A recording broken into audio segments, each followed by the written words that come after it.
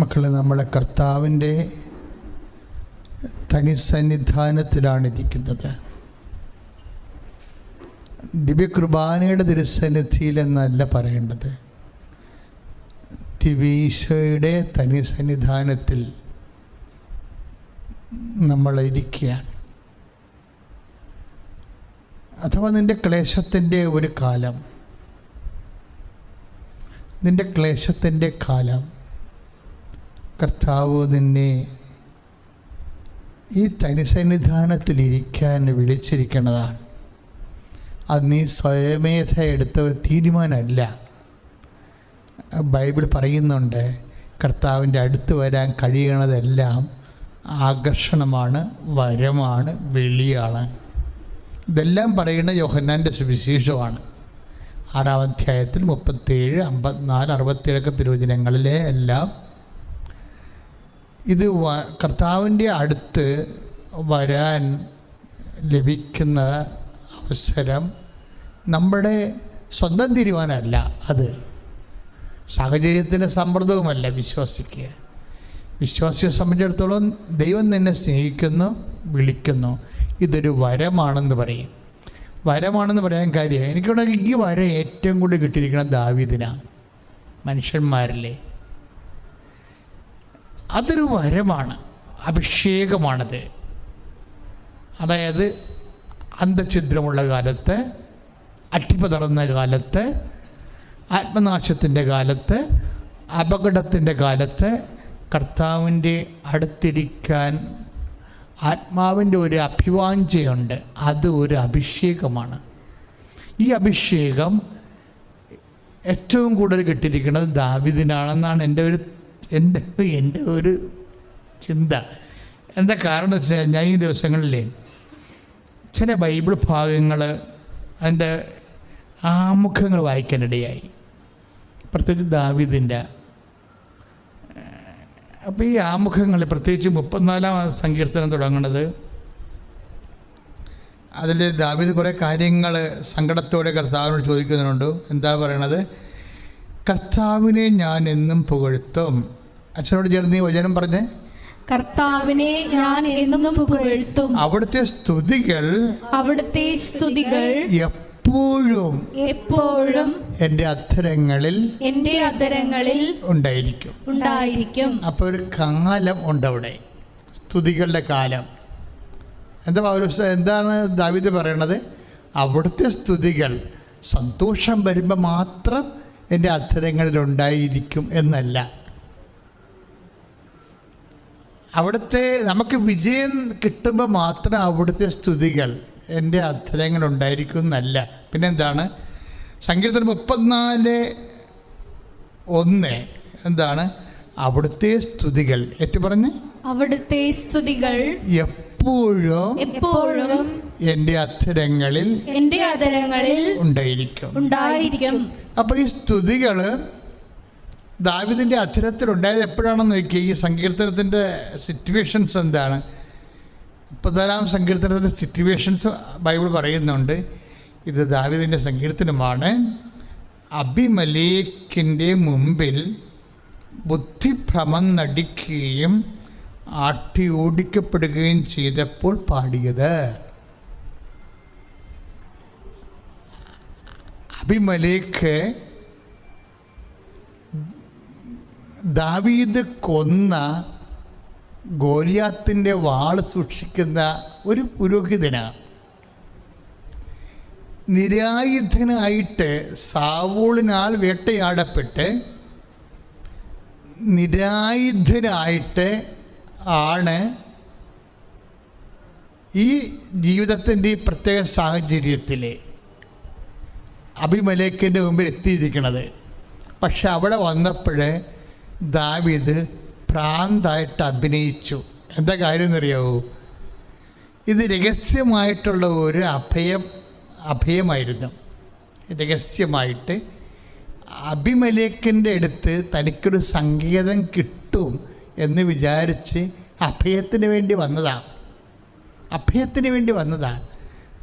പക്ഷെ അവിടെ ഒരു അബദ്ധം പറ്റി. അങ്ങേര് വിചാരിക്കാത്ത, ഇപ്പം നമ്മളുടെ ജീവിതത്തിലുണ്ടാവും, അഭയത്തിന് വേണ്ടി ചെല്ലണത് അബദ്ധമായി മാറും. ചിലപ്പോൾ അഭയത്തിന് വേണ്ടി ചെന്നതേ ചിലപ്പോൾ അബദ്ധമായി മാറും. എനിക്കങ്ങനെ ഒരു അബദ്ധം പറ്റിയിട്ടുണ്ട്. ഞാനൊരു ഷാപ്പിൻ്റെ വതക്കിൽ നിരാഹാര സത്യാഗ്രഹം കിടക്കിയിരുന്നു. അത് കിടന്നത് എൻ്റെ അന്നത്തെ ജില്ലാ സെക്രട്ടറിയാണ്. ഞാനന്ന് ജില്ലാ പ്രസിഡൻ്റാണ് മധ്യതിരുവനന്തപുരത്തിൻ്റെ. ഞാൻ വിഷയം പത്രക്കാരോട് പറഞ്ഞു. ഇവർ ഒരു കാരണവശാൽ നിരാഹാരം കിടന്നതിന് ശേഷം ആരും തിരിഞ്ഞു നോക്കാത്ത അവസ്ഥ വന്നു. പോലീസ് പോലും അറസ്റ്റ് ചെയ്യണില്ല.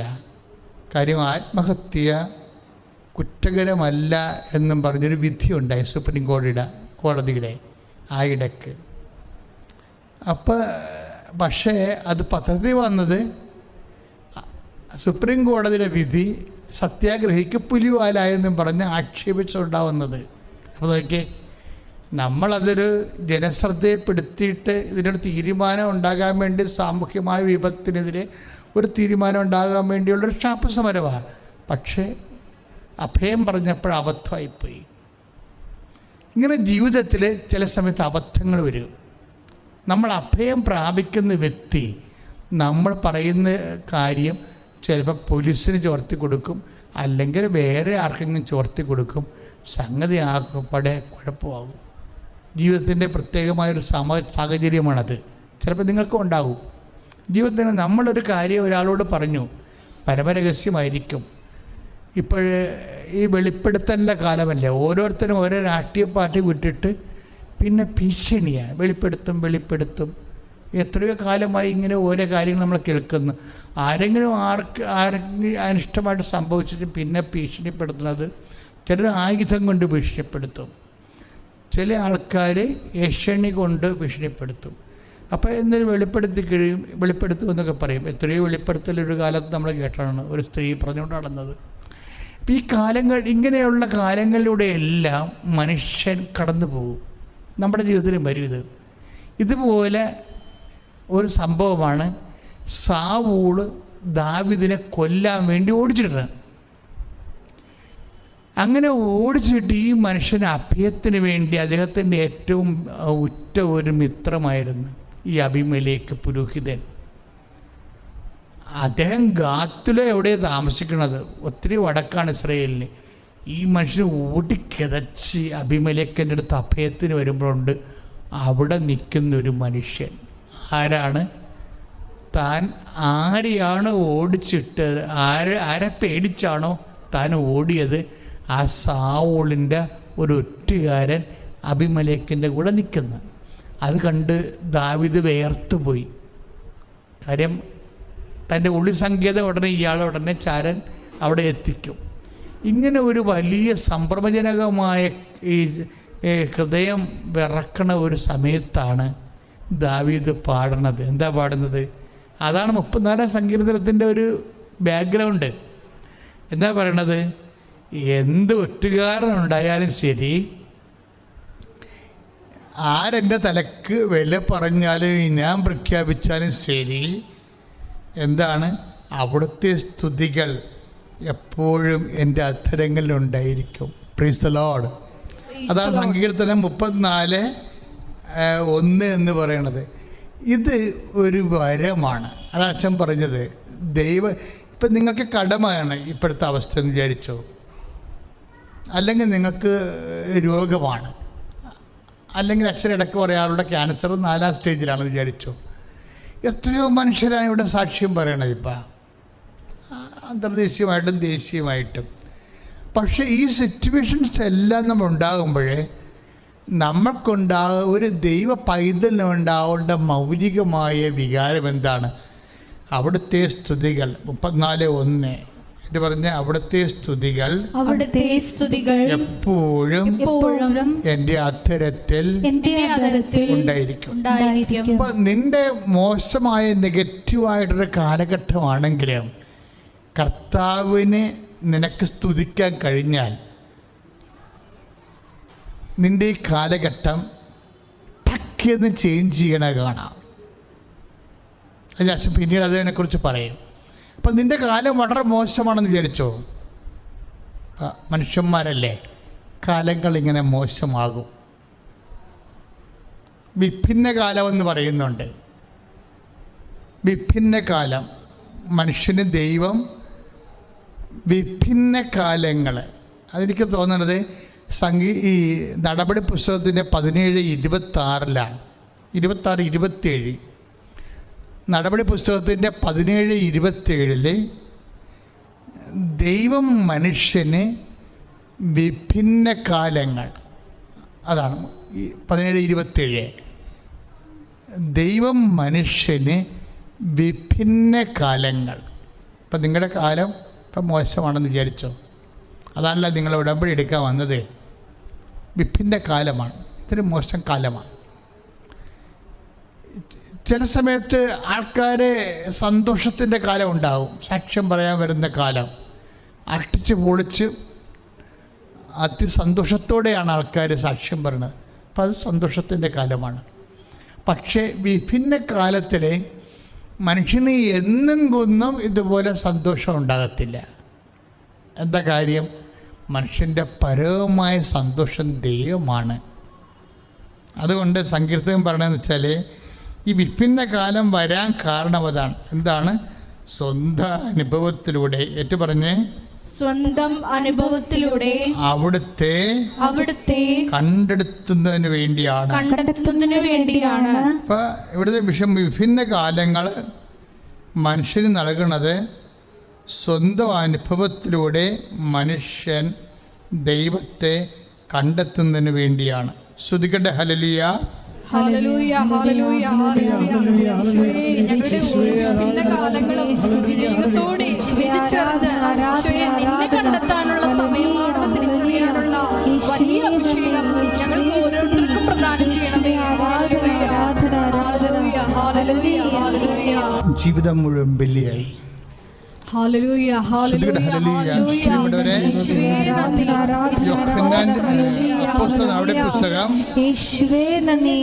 നടപടി പുസ്തകത്തിന് 17-ാം അധ്യായം 26-27 വാക്യങ്ങൾ. നടപടി പുസ്തകം 17-ാം അധ്യായം 26-27 വചനങ്ങൾ. എന്താണ്? അവർക്ക് വിഭിന്ന കാലങ്ങളും വാസഭൂമികളും നിശ്ചയിച്ചു കൊടുത്തു. ഇപ്പം ദാവീദിൻ്റെ കാലം വിഭിന്ന കാലം, മോശം കാലമാണ്. എന്താ കാലം? സാവൂൾ ഓടിച്ചിട്ട് കൊല്ലാൻ വേണ്ടി നോക്കുമ്പോഴേ അഭയം പ്രാപിച്ചിരിക്കുന്ന സ്ഥലത്ത് തന്നെ അപകടം പതിയിരിക്കുന്നു. അപ്പം ഈ ദാവീദാണ് ഈ അപകടത്തെ കണ്ടുകൊണ്ട്, ആ വ്യക്തി, ആ ഒറ്റുകാരനെ കണ്ടുകൊണ്ട് അവൻ നിരാശപ്പെടുകയോ സങ്കടപ്പെടുകയോ പേടിക്കുകയല്ല. എന്താണ് ദാവീദ് ചെയ്തത്? ദാവീദിൻ്റെ പാട്ട് നമ്മൾ വായിച്ചാണ്. എന്താണ്? അവിടുത്തെ സ്തുതികൾ. ഏതൊറ്റുകാരൻ ഉണ്ടായാലും, എൻ്റെ ജീവിതം അപകടപ്പെടുന്ന അവസ്ഥയിലേക്ക് ഞാൻ വന്നാലും അവിടുത്തെ സ്തുതികൾ എപ്പോഴും എൻ്റെ അധരങ്ങളിലുണ്ടായിരിക്കും. അതാണ് സങ്കീർത്തനം 34. നിങ്ങളൊന്ന് പ്രാർത്ഥിക്കണം മക്കളെ. കാര്യം ആധ്യാത്മിക ജീവിതം നമ്മൾ പറയുന്നതിനേക്കാൾ ആഴമാണ്. അതായത് ഈ ഒരു അവസ്ഥയിൽ ചെന്ന് എത്തണം. ഇതിങ്ങനെ നമ്മൾ ചിന്തിച്ചെത്തണ ഒരവസ്ഥയല്ല ഇത്. ഇത് വരദാനമായിട്ട് എത്തേണ്ട ഒരവസ്ഥയാണ്, വരമാണിത്. കാര്യം ഇങ്ങനെയുള്ള സമയത്ത് പോലും ശ്രുതിക്കട്ടെ. യേശുവേ സ്തോത്രം. ഹല്ലേലൂയ.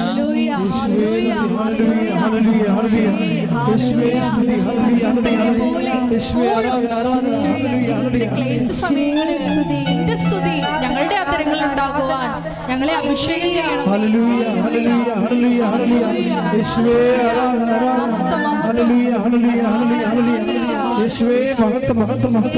പരിശുദ്ധ പരമ ദിവ്യകാരുണ്യത്തിന് ആരാധനയും സ്തുതിയും പുകഴ്ചയും ഉണ്ടായിരിക്കട്ടെ. യോഹന്നാന്റെ സുവിശേഷം 6-ാം അധ്യായത്തിൻ്റെ 65-ാമത്തെ ഒരു വാക്യമുണ്ട്. എന്താണ്? അവൻ പറഞ്ഞു,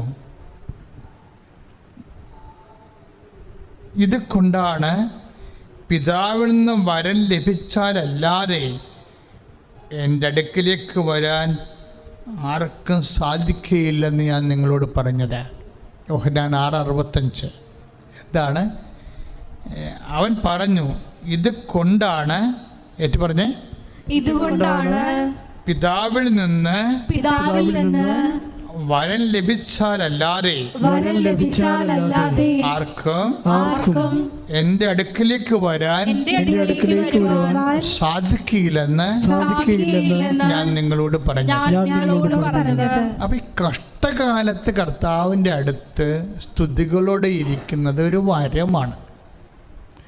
ഈ വരം നിങ്ങൾ ദൈവത്തോട് ചോദിച്ച് വാങ്ങിക്കണം. പ്രാർത്ഥിക്കുക, കർത്താവേ, ഏത് കാലത്തും പ്രതികൂല കാലങ്ങളിലും അങ്ങയുടെ നാമത്തെ സ്തുതിക്കാനുള്ള വരം നൽകി എന്നെ എൻ്റെ കുടുംബത്തെ അഭിഷേകം ചെയ്യണമേ. ശ്രദ്ധിക്കട്ടെ.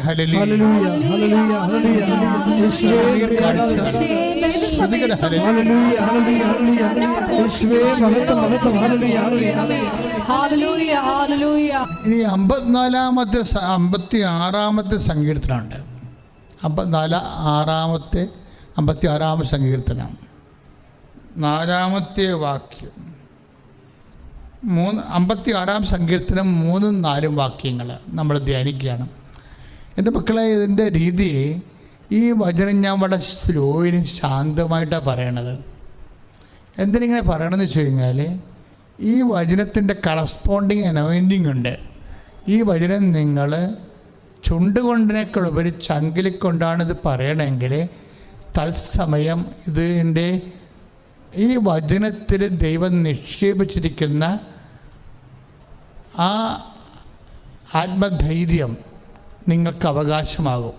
ഇപ്പോൾ ഉദാഹരണത്തിന് സങ്കീർത്തനം 56:3, ഭയമുണ്ടാകുമ്പോൾ ഞാൻ അങ്ങയിൽ ആശ്രയിക്കും. ഇപ്പോൾ രോഗമൊക്കെ ഇല്ലേ, രോഗമോ അല്ലെങ്കിൽ ജപ്തി നടപടിയൊക്കെ ഉണ്ടാകുമ്പോൾ ഭയം ഉണ്ടാകത്തില്ലേ? അപ്പോൾ അതിനാ സങ്കീർത്തനം പറയുന്നത് ഭയമുണ്ടാകുമ്പോൾ. ഏറ്റു പറഞ്ഞേ, ഭയമുണ്ടാകുമ്പോൾ. സങ്കീർത്തനം 56:3, ഭയമുണ്ടാകുമ്പോൾ ഞാൻ അങ്ങയിൽ ആശ്രയിക്കും. ഭയമുണ്ടാകുമ്പോൾ ചില ആൾക്കാർ എന്ത് ചെയ്യും? ഭയം ഉണ്ടായിക്കഴിഞ്ഞാൽ ഉടനെ എന്ത് ചെയ്യും? ചിലർ മദ്യം കഴിക്കും, അല്ലേ? ചില ആൾക്കാർ ഭയം ഉണ്ടാകുമ്പോൾ ഭയം മറച്ചു വെക്കാൻ വേണ്ടി ബഹളവും അടിയും ബഹളമൊക്കെ ഉണ്ടാകാൻ കിടക്കും. എല്ലാം ഭയമാണ്. അത് മറച്ചു വെക്കാൻ വേണ്ടിയുള്ള തരികിട പരിപാടികൾ, കുതന്ത്രങ്ങൾ ഒക്കെ ആലോചിക്കും. ഇപ്പോൾ ലോകമനുഷ്യൻ, ലോകത്താനായിട്ട് ജീവിക്കുന്ന ആൾക്കാരെ ഭയമുണ്ടാകുമ്പോൾ വേറെ ചില അഭ്യാസങ്ങളാണ് കാണിക്കുന്നത്. കസരത്തുകൾ. ഇപ്പോൾ ദൈവം ഇതിൽ കസരത്ത് കാണിക്കത്തില്ല. എന്താണ് പറയണത്? ഭയമുണ്ടാകുമ്പോൾ, ഏറ്റു പറഞ്ഞേ, ഭയമുണ്ടാകുമ്പോൾ ഞാൻ അങ്ങയിൽ ആശ്രയിക്കും. എന്താണ് കാരണം? ആരുടെ വചനത്തെ ഞാൻ പ്രകീർത്തിക്കുന്നുവോ ആ ദൈവത്തെ നിർഭയനായി ഞാൻ ആശ്രയിക്കുന്നു. അപ്പോൾ അങ്ങയിൽ ആശ്രയിക്കുന്നു പറയുമ്പോഴേ കർത്താവിൻ്റെ വാക്കിലാണ് ഞാൻ വിശ്വസിക്കണത്. അതാണ് സംഭവം. കാര്യം ദൈവാനുഗ്രഹം കൊണ്ട് ഒരു മനുഷ്യന് ജീവിതത്തിൽ സംഭവിക്കുന്ന എല്ലാ വിഷയങ്ങളെയും, വ്യത്യസ്തമായ കാലാവസ്ഥകളെയെല്ലാം ദൈവം ആ സമയത്ത് നീ എന്താണ് ചെയ്യേണ്ടതെന്ന് വചനം പറയുന്നുണ്ട്. അതുകൊണ്ടാണ് അങ്ങയിൽ ഞാൻ ഭയമുണ്ടാകുമ്പോൾ. ആർക്ക് ഭയമുണ്ടാകണം? ആരുടെ കാര്യം പറയണത്? ദാവീദിൻ്റെ കാര്യം തന്നെയാണ്. ദാവീദിൻ്റെ ഇപ്പം 56-ാം സങ്കീർത്തനത്തിൻ്റെ സിറ്റുവേഷൻസ് മുകളിൽ എഴുതിയിട്ടുണ്ട്. ഏത് സമയത്താണ് ദാവീദ് ഈ സങ്കീർത്തനം എഴുതിയെന്ന്. അച്ഛന്മാർക്കും സിസ്റ്റേഴ്സിനുമൊക്കെ കാന നമസ്കാരമുണ്ട്. കുറച്ച് പാട്ടൊക്കെ പാടുക എന്നല്ലാതെ കഥ അറിയാതെ ആട്ടം കാണുന്നതാണ് ചില കാന നമസ്കാരത്തിൽ സംഭവിക്കുന്നത്. കാര്യം ഞാൻ എപ്പോഴും കാന നമസ്കാരം നടത്തുന്ന ആളാണ്. സെമിനാരി വെച്ച് തന്നെ ഉണ്ട്. പക്ഷേ എന്താ പ്രശ്നം? നമ്മളിതൊക്കെ പാടും. ഈ സംഗീതത്തിനൊക്കെ നമ്മൾ മരിപ്പിനും വരെ പാടുന്നതാണ്. പക്ഷേ സിറ്റുവേഷൻസ് അറിഞ്ഞില്ലെങ്കിൽ അതിൻ്റെ ഫീൽ എന്താണെന്ന് അറിയാൻ പറ്റാതെ വരും. ഇപ്പോൾ ഈ ഇതിൻ്റെ സംഭവം എന്താ? 56:3, ഭയമുണ്ടാകുമ്പോൾ ഞാൻ അങ്ങയിൽ ആശ്രയിക്കും. ഭയം ആർക്കുണ്ടാകുമ്പോൾ? ദാവീദിന് ഭയമുണ്ടായ കാര്യം പറയുകയാണ് അദ്ദേഹം. എങ്ങനെ ഭയം ഉണ്ടാകാൻ കാര്യം? അതിൻ്റെ സാഹചര്യം ഇതാണ്. 56-ാം സങ്കീർത്തനത്തിൻ്റെ സാഹചര്യം ഇതാണ്. ഗായസംഘത്തിൻ്റെ നേതാവിന് വിദൂരത്തിലെ മിണ്ടാപ്രാവ് എന്ന്, അതായത് അന്നത്തെ കാലത്തെ ഇസ്രായേലിലെ ഒരു നാട്ടുപാട്ടാണ് വിദൂരത്തിലെ മിണ്ടാപ്രാവ് എന്ന രാഗത്തിൽ ദാവീദിൻ്റെ ഗീതം എപ്പോഴാണ്? ഗത്തിൽ വെച്ച് ഫിലിസ്തീർ പിടികൂടിയപ്പോൾ. അതാണ് സംഭവം. നിസ്സാരമല്ല. അങ്ങർക്ക് ചൊറി വന്നിട്ട, ചിരങ്ങ് വന്നിട്ട ഭയം ഉണ്ടായതല്ല. ഫിലിസ്തീർ പിടികൂടിയിരിക്കുകയാണ്. ആരെ? ദാവീദിനെ. ആരാണ് ഫിലിസ്തീൻ? ഗോലിയാത്തിൻ്റെ ആൾക്കാരാണ്. ഗോലിയാത്തിനെ കൊന്നില്ലേ ഇവൻ? ദാവീദ് ഗോലിയാത്തിനെ കൊന്നില്ലേ? ആ ആൾക്കാർ ഇപ്പം ഇവനെ കൈയോടെ പിടിച്ചിരിക്കുകയാണ്. അപ്പം എന്താ? ഒരു ക്യാപിറ്റൽ പനിഷ്മെൻറ്റാ. ഇപ്പം നമ്മളൊരു വീട്ടിൽ നിന്ന് ഒരാളെ കൊന്നെന്ന് വിചാരിച്ചോ, അപ്പോൾ ഒരു കാലത്ത് ആ വീട്ടിലുള്ള ആൾക്കാരെല്ലാം കൂടി നമ്മളെ വളഞ്ഞാലുള്ള അവസ്ഥ എന്തായിരിക്കും? നമ്മൾ സങ്കീർത്തനം പാടുക. അവിടെയാണ് പ്രശ്നം വരുന്നത്. അതിനാണ് വരവെന്ന് പറയണത്. ഇങ്ങനെ ഒരു വല്ലാത്ത അവസ്ഥയിൽ ചെന്ന് ചാടുമ്പോൾ പറയണത് എന്താണ്? ഭയമുണ്ടാകുമ്പോൾ ഞാൻ അങ്ങയിൽ ആശ്രയിക്കും. പണ്ടും അങ്ങനെ ഇരുന്ന് ഗോലിയാത്തിനെ കണ്ടപ്പോഴും ഗോലിയാത്ത് ചോദിച്ചു, നീ എന്തിനാ വടിയും കൊണ്ടോ എന്നതെന്ന് ചോദിച്ചു. അപ്പോൾ ദാവീദ് പറഞ്ഞ്, നീ വാളിലും കുന്തത്തിലും കുതിരയിലും ഒക്കെയാണ് ആശ്രയിക്കുന്നത്, ഞാൻ എൻ്റെ കർത്താവിലാണ് ആശ്രയിക്കണമെന്നാണ്. അപ്പം ഗോലിയാത്തിൻ്റെ മുമ്പിലും ഈ എന്തുകൊണ്ടാണ് ദാവീദിനെ ഈശോയ്ക്ക് പോലും എഴുതി തള്ളാൻ പറ്റാഞ്ഞെന്ന് നിങ്ങൾ അറിയണം. ഞാൻ എപ്പോഴും ഓർക്കുകയും ദാവീദിൻ്റെ കയ്യിൽ നിന്ന് കുറേ തെമ്മാടത്തിനെ വന്നിട്ടുണ്ടല്ലോ. പിന്നെ എന്നാത്തിനാ കർത്താവ് എപ്പോഴും ഇവനെയും ചുവന്നുകൊണ്ട് നടക്കണത്? ദാവീദിനെ പുത്രാന്ന് ഒരു കന്തൻ വിളിച്ചപ്പോൾ തന്നെ കർത്താവ് സ്റ്റക്കായി അവിടെ നിന്നോ. തന്നെയാണ് വിളിച്ചതെന്ന് പറഞ്ഞ് അവനെ വിളിച്ചുടനെ. അവൻ്റെ കർത്താവിൻ്റെ പേര് ജീസസ് അവനറിയത്തില്ല, യേശുവാണെന്ന് ഒന്നും അറിയത്തില്ല. ഇനി അറിഞ്ഞാൽ തന്നെ ചിലർ പറഞ്ഞു കൊടുത്തു നസ്രായന യേശുവാണെന്ന് ചിലർ പറയുന്നു. അവൻ കേട്ടോ ഇല്ലയെന്ന് അറിയത്തില്ല.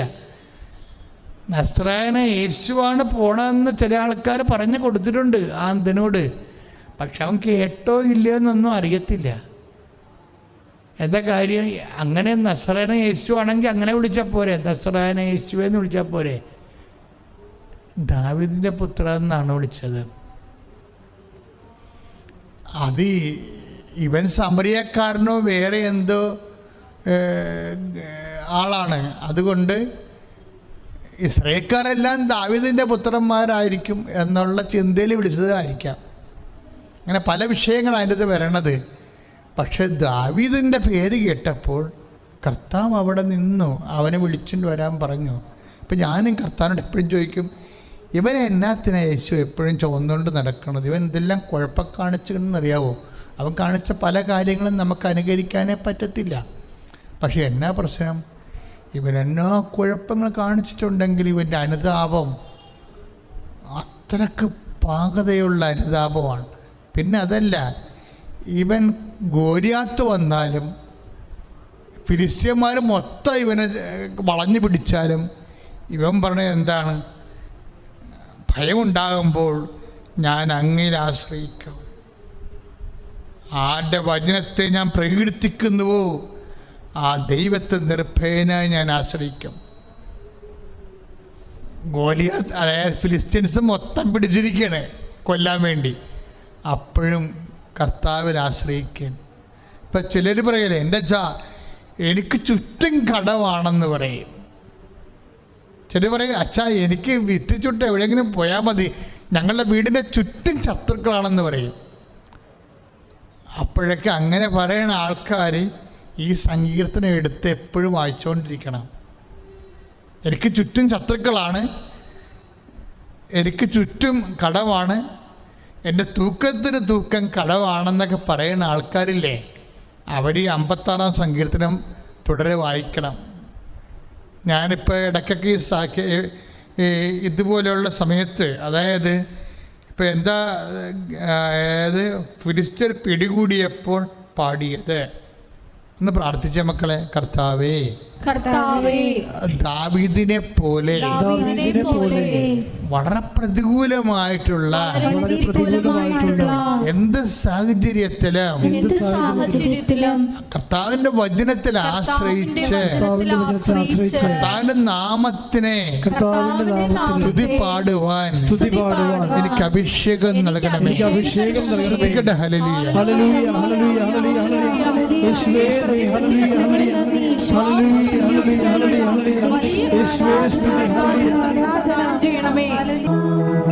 ഇതുപോലെ ഏറ്റവും മനോഹരമായ ഒരു സങ്കീർത്തനമാണ് സങ്കീർത്തനം 57:1. എന്താണ്? വിനാശത്തിൻ്റെ കൊടുങ്കാറ്റ് കടന്നു പോകുമ്പോഴും ഞാൻ അങ്ങയുടെ ചിറകിൻ്റെ കീഴിൽ ശരണം പ്രാപിക്കുന്നു. Praise the Lord. ഏറ്റു പറഞ്ഞേ, വിനാശത്തിന്റെ കൊടുങ്കാറ്റ് കടന്നു പോകുമ്പോഴും ഞാൻ അങ്ങയുടെ ചിറകിന്റെ കീഴിൽ ശരണം പ്രാപിക്കുന്നു.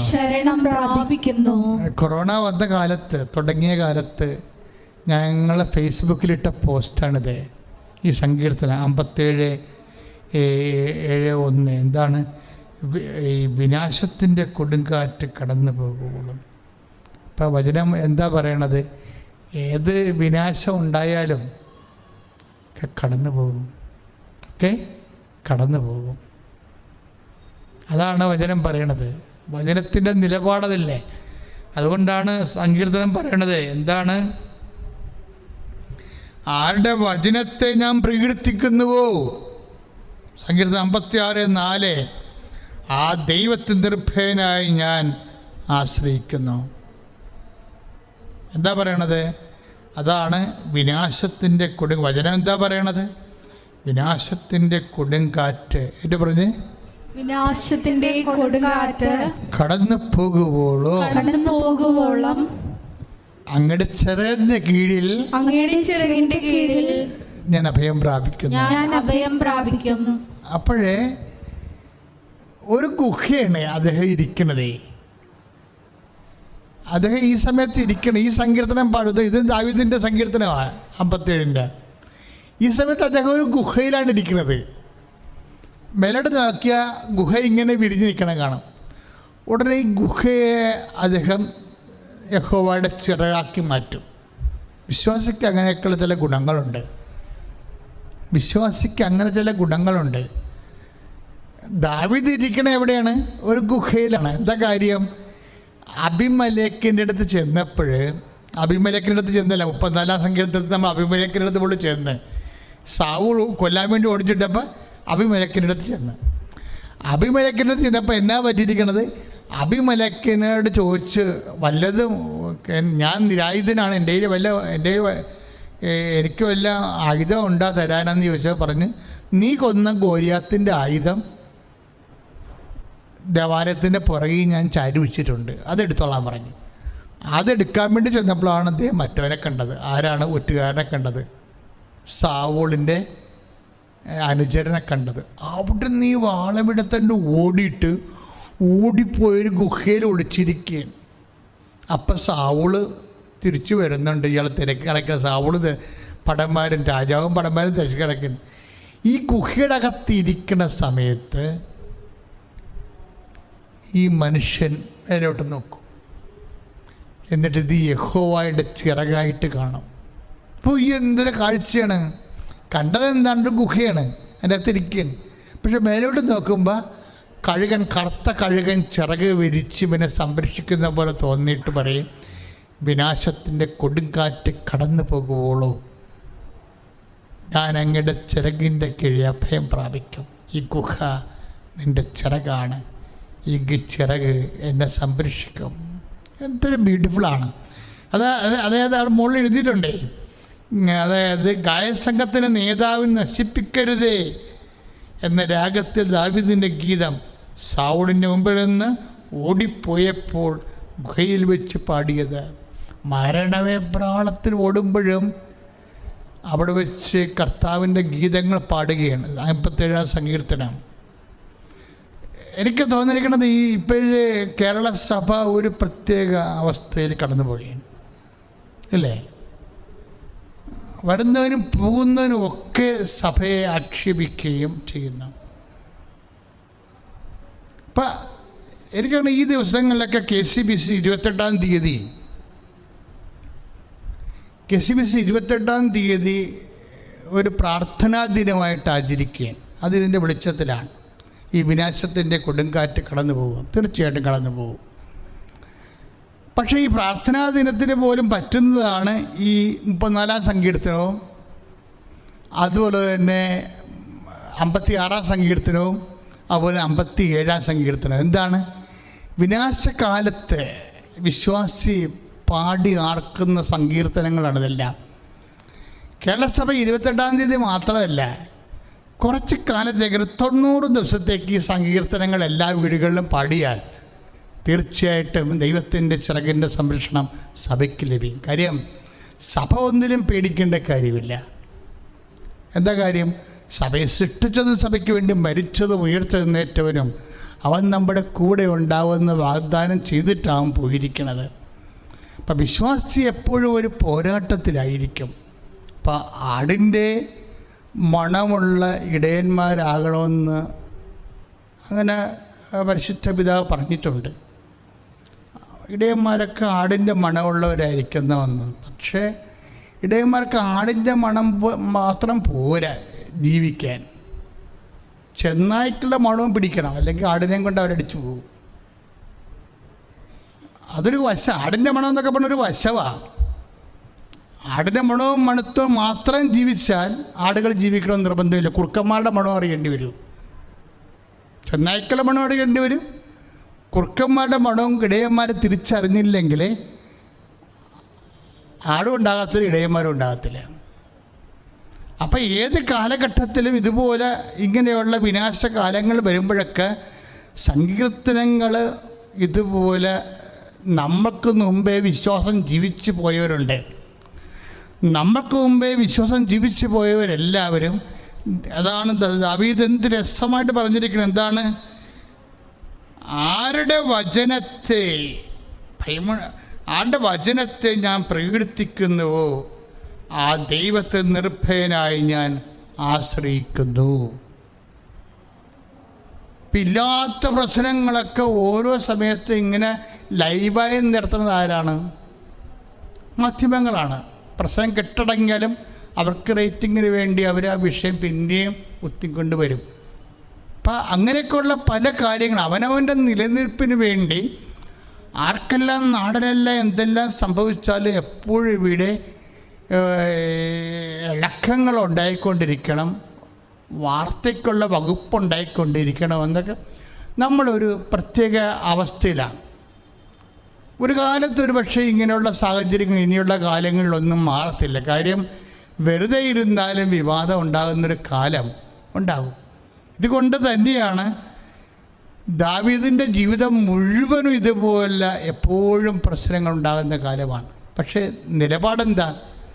എന്തെല്ലാം പ്രശ്നങ്ങളുണ്ടെന്ന് പറഞ്ഞാലും ദാവീദ് പറയും, അങ്ങയുടെ ചിറകിൻ്റെ കീഴിൽ വിനാശത്തിൻ്റെ കൊടുങ്കാറ്റ് കടന്ന് പൂക്കുവോളം ഞാൻ അങ്ങയുടെ ചിറകിൻ്റെ കീഴിൽ ശരണം പ്രാപിക്കുന്നു. ഇപ്പം സഭയുടെ ശരണം എന്താണ്? ഒരു ഗുഹയാണ് കാണുന്നതെങ്കിലും വിശ്വാസി അതിനെ കർത്താവിൻ്റെ ചിറക് വിരിച്ചിട്ടിരിക്കണ പോലെ അങ്ങ് പ്രഖ്യാപിക്കും. നീ എന്ത് പ്രഖ്യാപിക്കുന്നുവോ ദൈവത്തിൻ്റെ നാമത്തിൽ അത് നിനക്കതായി മാറും, നീ ആഗ്രഹിക്കുന്നതായി മാറും. നിൻ്റെ സങ്കടകാലത്ത് നീ എന്ത് പ്രഖ്യാപിക്കുന്നുവോ, ദൈവത്തിൻ്റെ സാന്നിധ്യമായിട്ട് നീ എന്ത് കരുതുന്നുവോ അത് ദൈവത്തിൻ്റെ സംരക്ഷണമായി നിനക്ക് അനുഭവപ്പെടും. അത് ദൈവത്തിൻ്റെ പരിപാലനം മാത്രമല്ല, അത് നിൻ്റെ വിശ്വാസ പ്രഖ്യാപനത്തിൻ്റെ പരിണത ഫലമാണ്. സ്തുതിക്കട്ടെ, ഹല്ലേലൂയ. ഹല്ലേലൂയ, ഹല്ലേലൂയ,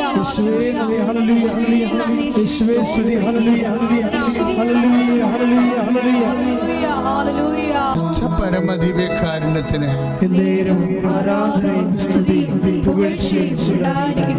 ഇപ്പം സഭയിൽ തന്നെ ഈ ഒരു വിനാശകാലത്ത് വിനാശത്തിൻ്റെ കൊടുങ്കാറ്റ് കടന്നു പോകുന്ന സമയത്ത് സഭയിൽ തന്നെ സഭയ്ക്ക് വെല്ലുവിളികളാണ് വരുന്നത്.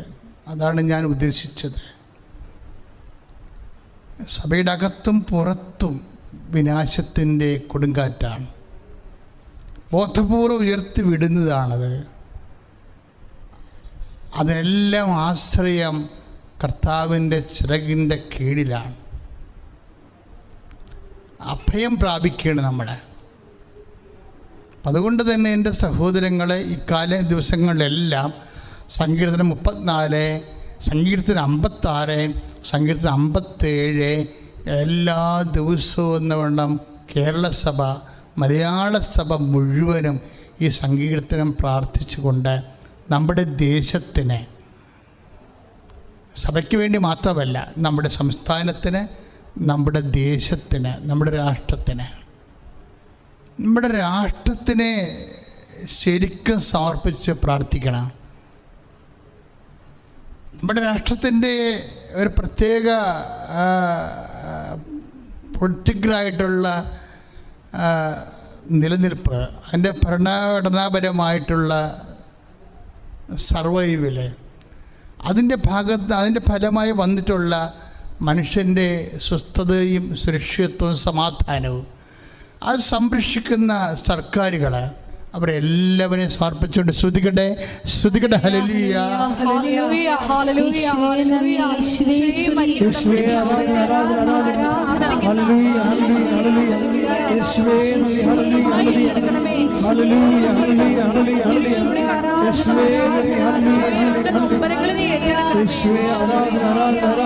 ആരാധന